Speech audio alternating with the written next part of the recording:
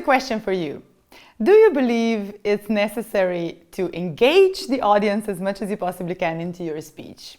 Of course, the correct answer is yes. Hey, my name is Meta and I'm happy to have you here on this channel where future voices get in shape. If you want to brush up on your speaker skills and presentation skills or just general communication skills, well, do subscribe. It's good to have you here. Now let's get some of that audience's attention. You want them to give you their fullest, most undivided attention. You have to earn it though. And the best way to earn it is by including them in the conversation. Remember, it's not a talk. As a speaker, you are always leading a conversation. A conversation has questions and answers. So one of the best ways to include your audience is by the use of the famous rhetorical, both open and closed-ended questions.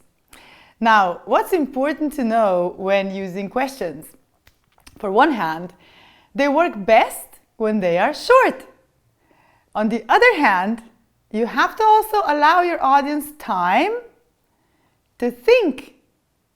So pause right after you ask the question.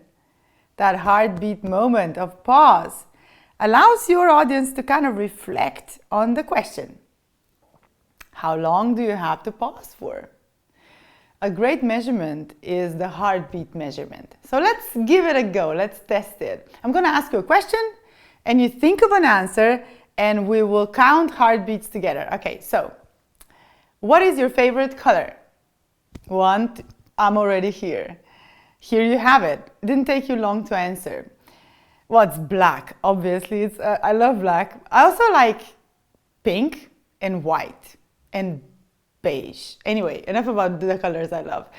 If I were to ask you, when was the last time you had a great big laugh with a group of friends? 1, 2, 3, 4, 5. Why is it taking me so long? Well, it might take the audience longer to think this one through. You know, it could be yesterday, it could be last week, or it could be last year. You can include your audience also with a little bit of guidance. Like you can ask explanatory questions. Like, was it this week? Or was it last week? Or was it long ago? Was it just recently? I call this introspective calls to action. So words like, I invite you to imagine, when have you last? Was it then? Was it now? So what do you believe? Does it make sense to you? These are all like the introspective calls to action when you call them to think of something or imagine something. Even if you ask open-ended questions, they work best when you frame them in a way to get a short answer from your audience. In a way, you have to know what the answer would potentially be like before you ask the question. Is it making sense? So if I were to ask you something like, okay, why is laughter important in your life? Now this can be a tad too philosophical. Someone can think of an answer quick, but someone maybe needs a longer time to think about this one.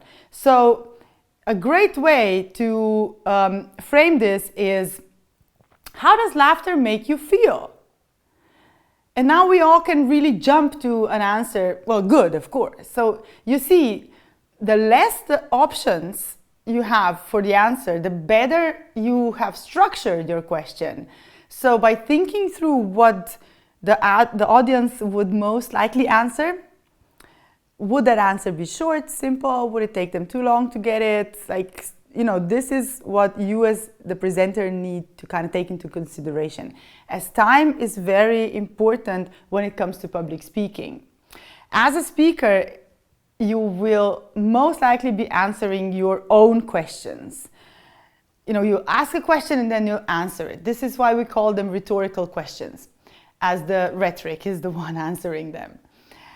Questions are really, really important though, even if your audience is not answering them, because they are a gateway into the topic. They open up the folders in your audience's mind. So think about, like, which folders do you wish to open with the question? A closed question has a more like yes and no format to it, or left or right, future, past. They are more like very like two option based. They're fast to answer. Usually it can mean the most of the audience would be in somewhat in an agreement on something. Now, when it comes to more open-ended questions, they are to be more specific to each individual. Like if I were to ask you, like, what is your biggest pain when it comes to public speaking? Maybe you have some pains that are just related to you and another person has them quite differently, okay? So it would take you longer to think this through, and also different people would have different suggestions. So all of their answers would be correct, even if there are different answers. Open format questions are great though, but more for smaller audiences. When you open up space for people to really talk to you, you either invite, in a bigger setting, you can invite a volunteer on stage and just kind of demonstrate with them, or you can also like search for a couple answers, writing them down, or maybe using a game, like a smartphone game for everybody to collaborate on that. Bigger audiences, bigger auditoriums, there's a problem with being heard. You can't really, sometimes they take the mic to that person who's asking the open-ended question or something like that, or answering the questions you have, but it does take too much time for that to happen. So open-ended questions, they don't really work as much if you have a really short amount of time. Maybe something like a quiz or a game does work, but you have to be mindful of how long it takes for them to hook up and to get online. Okay, so one great way to include questions is to include them on your slides. I love this. I've seen a couple presentations designed this way lately, and I have to say it's picking up. I think the audience's response to this is amazing. So basically this just means that you're designing slides with just questions written on there that you answer. Either they're not answered and they're just questions in a row, or you even include the answer in, I don't know, maybe bullet points. You can design also your headline like in the format of a question. So here we are, questions.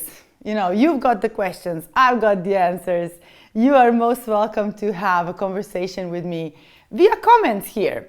I'll make sure to get back to you ASAP as soon as I can. So till then, do subscribe to this channel, the Shaping Future Voices channel, and learn some more public speaking tricks on this channel.